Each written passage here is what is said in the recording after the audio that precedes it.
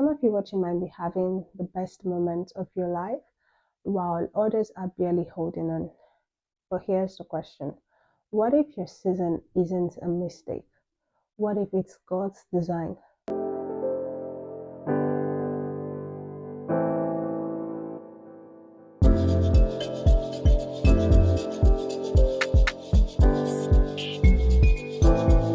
Hi everyone, it's AFI and welcome back to my channel. I'm so excited to have you all here, and today we're going to talk about something exciting. Now, there is a time and a season for everything under the heavens. So does the Bible say. Just as nature has its own season, our lives do too. And for each season, whether it's joyful or difficult, it all has a purpose. Today I'm going to talk about time and seasons that we go through. Some of you watching might be having the best moment of your life, while others are barely holding on. But here's the question. What if your season isn't a mistake? What if it's God's design? But you're not getting the outcome that you are meant to because you're not aware of this God's design.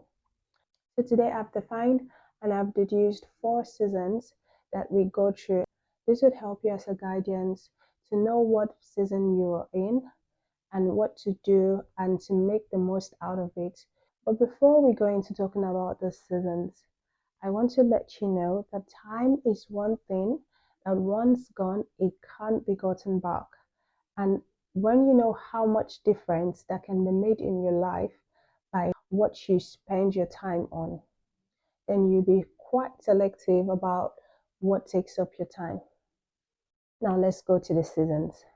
For the course of this video, I want you to see yourself, envision yourself as a farmer, because we're about to farm.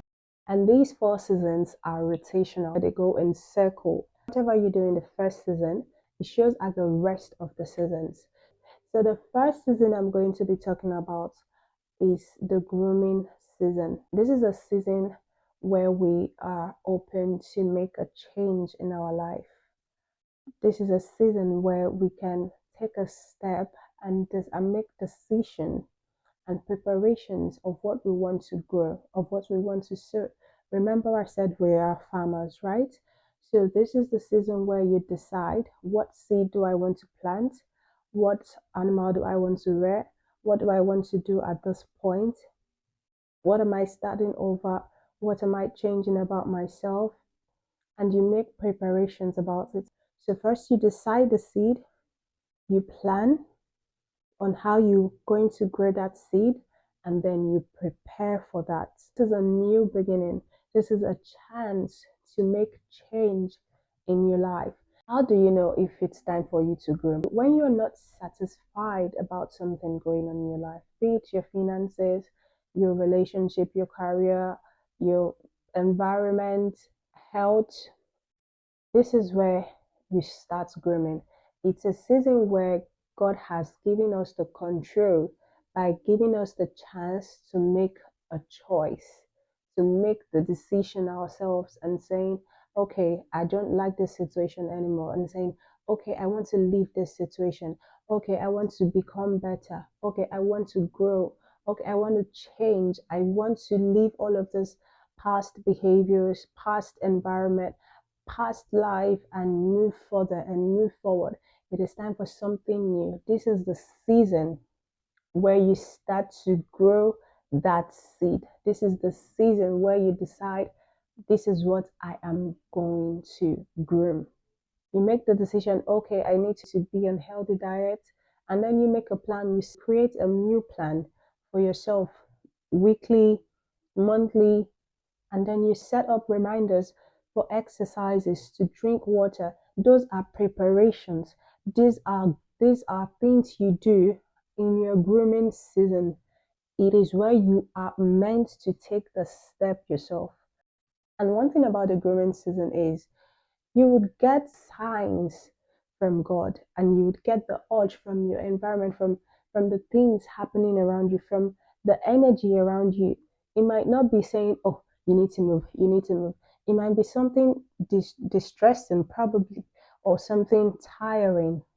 When God says it's time for a change, but you're not spiritually alert, you're not alert to the signs that He's sending out to you, then you might miss it.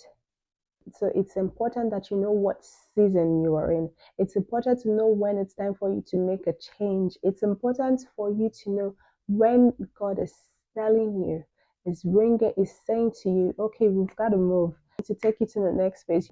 You've got to make that decision. So if God is telling you today, it's time for you to make a move, it's time for you to change, it's time for you to decide on what seed you are grooming, but you're not there, you're not aware, and you just wallowing in sorrowful thoughts, in the depressed or in the comfortable zone where you are, and said, oh, I'm comfortable with where I am. I have a good paying job. I'm comfortable in church where I am. I'm comfortable right now. But God is saying it's time for a change. But no, I'm comfortable. So you remain in that grooming season. So to also know your season, you need to be spiritually alert. You need to be spiritually alert. You need to be observant. You need to have discernment of what the energy around you is. You need to have discernment of what God is saying to you. Is it time for a change? Is it time to make a move? Is it time to leave that comfort zone? So that is what grooming season is about. And those who make the most out of grooming season, they get the best out of it all.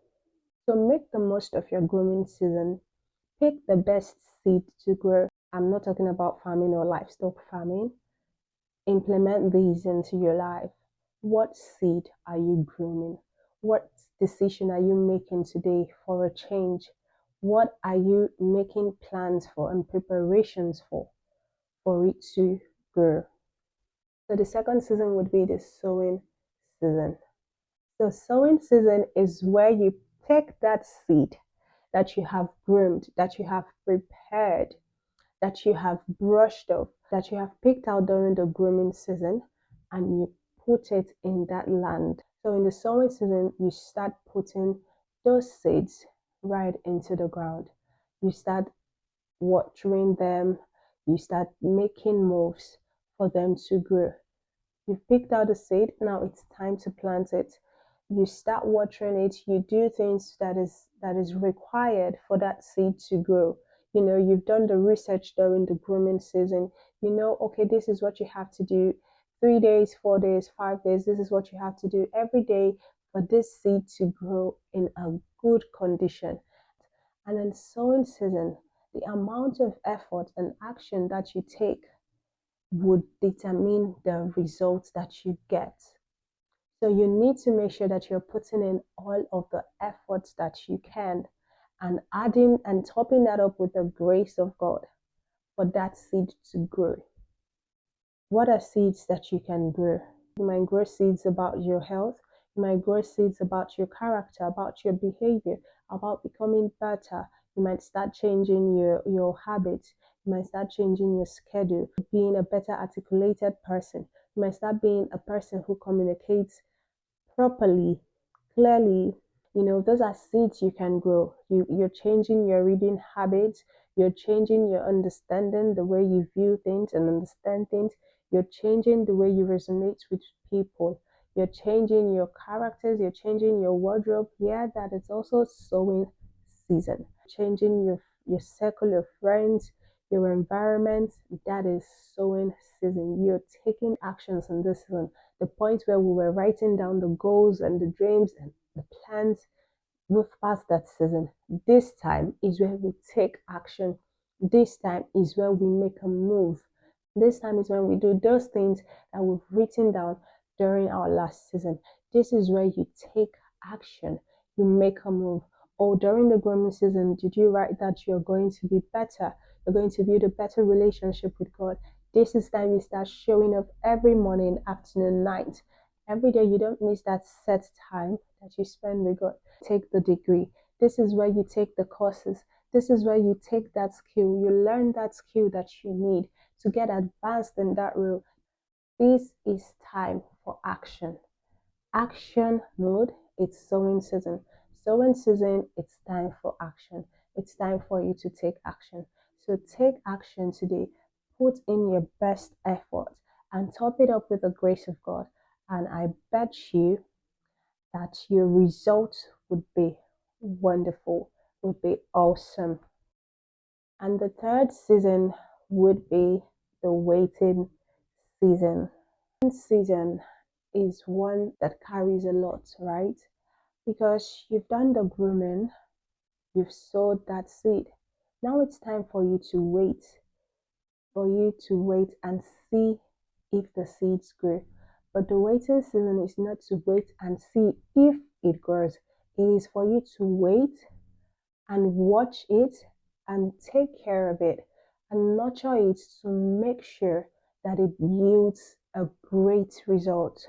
Waiting season is not to wait and see if it's going to work. It's to wait and watch and nurture to make sure that our results are so visible that the people that were wondering and saying, what is she up to? What is he up to during the sowing season, during the grooming season, would say, oh, now I see. And during the waiting season, you don't just wait with folded hands and say, okay, now I've planted, I've groomed, now I've sowed, let's see what happens. No, you watch and you nurture what you've planted. Because some of the people who were watching you sowing that seed, some of them might want to discourage you and say, how are you sure this would grow? In your waiting season, it is where you move them, you take them farther away from your seed, so that no harm comes to what you've planted. This is the season where you keep going back to water that seed, where you keep going back to nurture it. Oh, is the environment okay for the seed? Is it too windy? Is it too sunny? Do I need to cover it? Do I need to expose it more? This is where you wait, you watch it, and you nurture it. What does it need? Does it need more of my time? Put in more time, set back my schedule, spend more time with this, spend more time to read about this course, spend more time to understand the skill, spend more time with your family, spend more time with your loved one. What do I need to do? What do I need to remove? Is this environment conducive? Is it safe for my plants to grow? Is it safe for my seed to grow? Oh, I see a weed. I see unwanted opinions. I see unwanted distractions. Let us take it out, pull it out, remove every distraction that might swerve you from your season, because it's possible to be removed from the waiting season and pulled back to starting all over. So make sure that during your waiting season that you are alert, spiritually active, to remove uncertainties, to remove doubts, to remove fear, to remove anxiety. Those are distractions. You remove the thoughts that has been chipped into your mind by the words of others about your seed. This is where you protect your seed. You watch it on a regular basis to make sure that it's not affected by the environment, it is not affected by the surrounding, it is not affected by the people around, it is not affected by the weather, it is not affected by unseen forces. This is where you keep praying that God, make my seed yield visible and meaningful result more than I expect. Because you are not doing this job alone. You are the farmer, but you have a supernatural power working along with you. So you make sure that in your waiting season, you are not just tucked back in and you're thinking, oh, would it work out or would it not work out? This business I started, would it work out? Would it expand? Am I able to move further than where I am right now? No. This waiting season is where you watch that business and say, okay, I need to invest more time on this part. I need to invest more on this part. I need to bring in one more person to the team. I need to add more products to this business, to this store I've just opened. This is where you watch, you nurture it, you see what it needs, and you provide it. You wait, you watch, and you nurture. You wait, you watch, you protect, waiting season does not have to be. I know it takes a lot of our energy because we are longing to see the result of the efforts we've put in, but it doesn't have to be a downtime for us. It doesn't have to be a depressing time for us. It is meant to be the beginning of our happiness, of our joy. Because if you have it in mind that, oh, my seed is really going to germinate into something great, my seed is going to yield something beautiful, something bountiful, then your waiting season is not meant to be a sad time for you. The waiting season is meant to be your expectant season, the season where you are expecting. I can't wait to see what God has in store for me. I can't wait to see what my effort has to yield for me. I can't wait to see what that business I've started gets to yield for me. This is the kind of emotion that should be processed by you. Don't get distracted by opinions of others. You started that business, you invested a whole lot of money. It's been 3 months, it's been 6 months, it's been 3 years. Have you recovered that my business is booming? It's in a great spot. I am nurturing it and it's still and it's going to get to that point where I want it to be, where I expect it to be.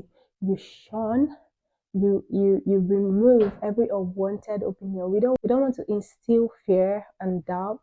We don't want to put that.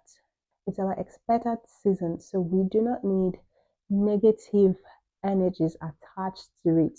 Because when God has this size of yield planned for you, and then someone instills fear into you, and you sulk in, and the devil, who is the father of all liars,